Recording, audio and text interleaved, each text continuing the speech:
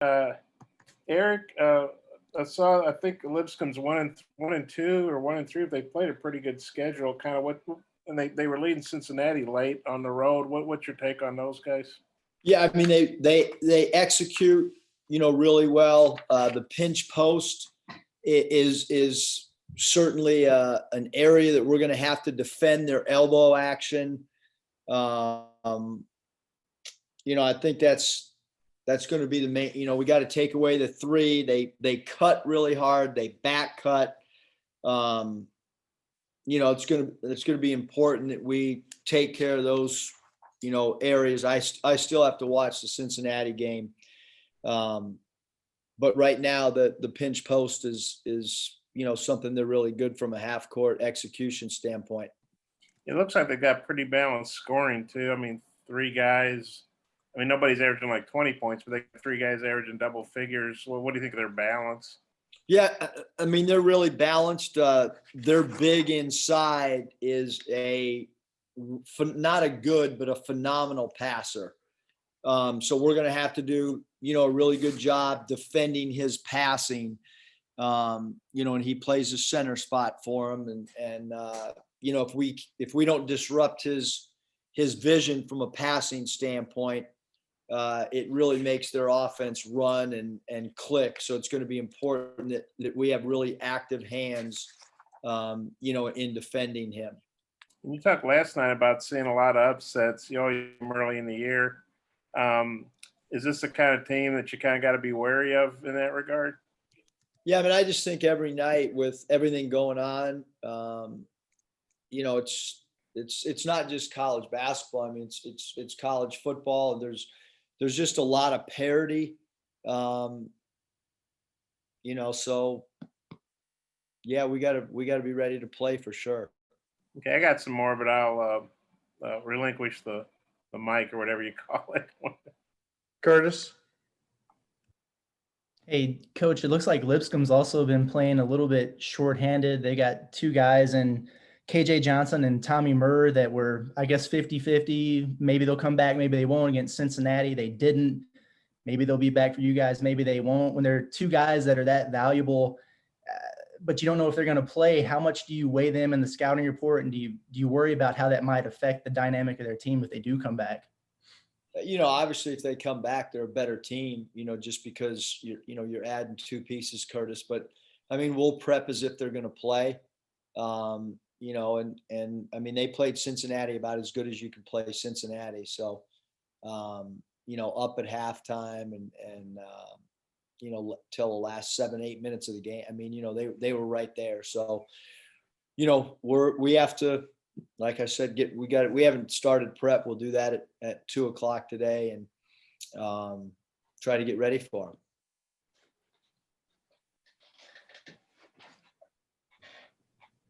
Hutch. Coach, I wanted to follow up with something you had mentioned last night, with Connor defensively. Is there anything that he specifically needs to do better, or is it simply maybe you and the coaching staff kind of figuring out what to do with him schematically?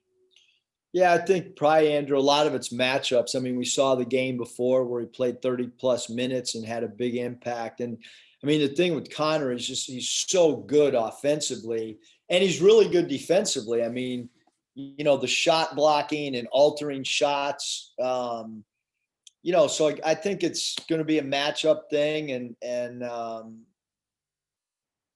But yeah, we got to continue to work on a lot of things. Scotty. Hey, Coach, outside of his fouling, I think you said you thought KK played all right against UTA. Just what did he bring to the lineup during his run? Yeah, I mean, I thought he hit a crucial three when the second team was, struggling. I don't have the stat sheet in front of me, but I think that the one category at the bottom of the stat sheet that they beat us in was bench scoring. And, we talk about our bench. Well, our bench got outplayed last night, plain and simple.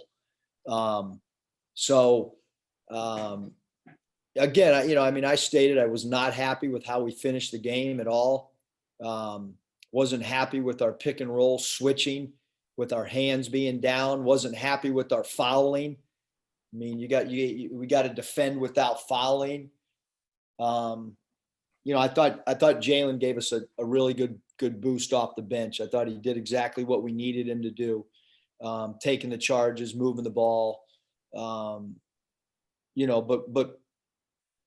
everybody got a good opportunity to play last night. The guys that checked in the game, and I for the most part let that a lot of the second group play the last 8 minutes, and we only outscored UTA by 1 point in the second half. So we got to get better, because at one point we were up 19 or 20, and we've got to finish games better than that. And going back to Connor for a second, have you been surprised maybe a little bit by his efficiency, or has he kind of been as expected?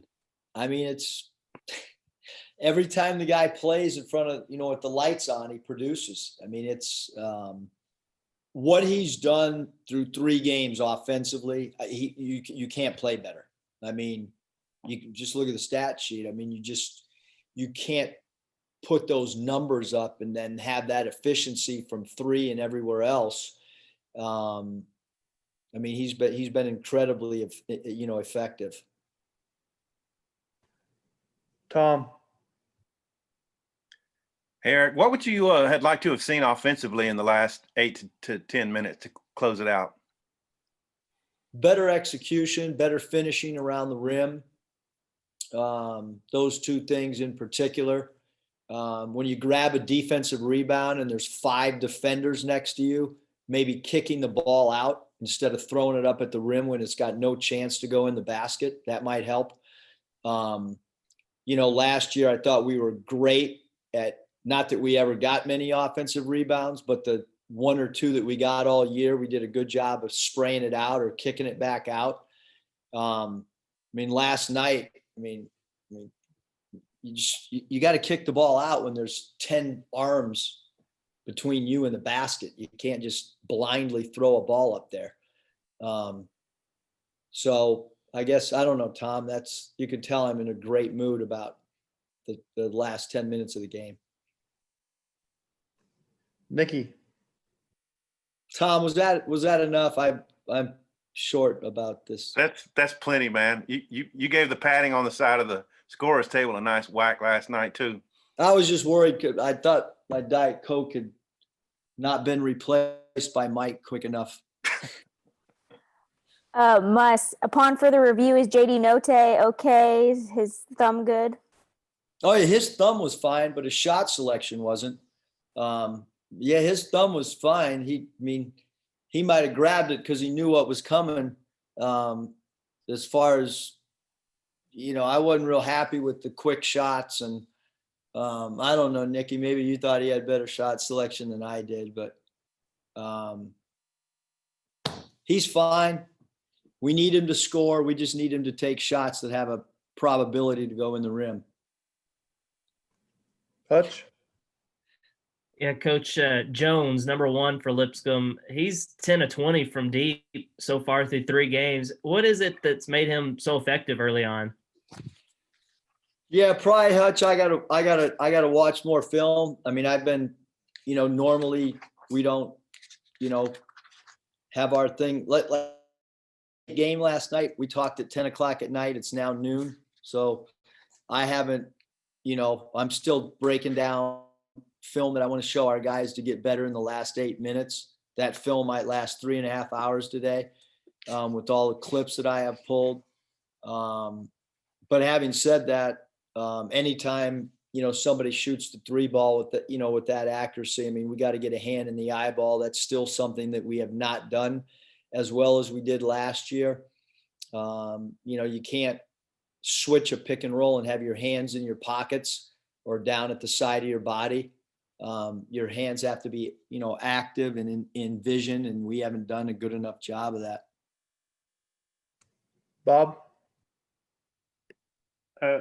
Eric, as bad as you guys played those last few minutes, is there something to be said for the fact you still beat, a pretty solid team by 12 points? I mean, sometimes you have to learn lessons and losses. Oh yeah. I mean, the bottom line is, you got, you're trying, everybody wants you to play 10 guys and, get guys experience, and you're trying to win a game. And, I have no doubt if I would have played 7 guys that, that we would have won by 20. But, we played some guys that were struggling and let them try to play through it. And,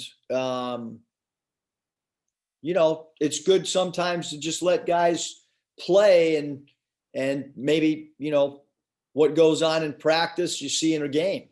And so, not all bad at all, Bob. You're exactly right. I mean, sometimes you let players play through struggles, and then you don't have to worry about, the next game, getting them in a game. So,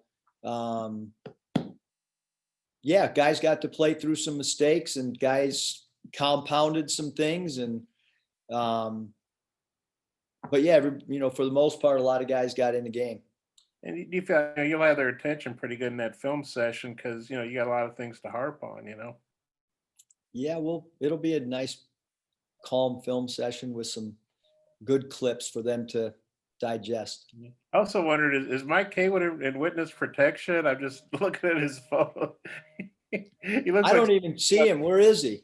well, he looks like he's a whistleblower on 60 Minutes or something. I just hope he's okay and everything. Oh, I think he's sitting in my office and the sun's not out. So, Okay. Well, I got a couple more, but I'll relinquish the mic again. Bob, I got one for you. Okay. Where's your Packers mask that you've been having on these Zoom calls? Well, I'm at home with my cats, so I figure the cats, they're okay. But yeah, have the Packers sent you anything yet? Not yet. I'm still waiting. I'm going to my mailbox. I went to my mailbox last night at 1 a.m. There was no Packers gear. I guess I don't rate because I reached out to him on Twitter as an owner, But I'll let those other guys ask Corey, the serious stuff. Bob, you got one more? Oh, okay. Well, Eric, how do you think the team will respond to that rough stretch at the end of the game? No, look, we won by double digits, and UTA is a good team. They got really quick guards. They get to the basket. UTA played Oklahoma State, really close. And the thing is with the team we played is they competed really hard all the way to the end of the game. And, I said it last night, like, you're not going to play perfect basketball through 40 minutes. And my wife reminded me over and over last night, like, we got a lot of new faces, a lot of guys trying to figure out roles. We knew through the first segment of games that, a lot of this is just we're trying to figure out, like, what offensive sets are we good in, who clicks with another guy. Some of the guys might be used to more minutes. And, I started Vance one game and Connor came off the bench once. So we're still going through all that stuff, and,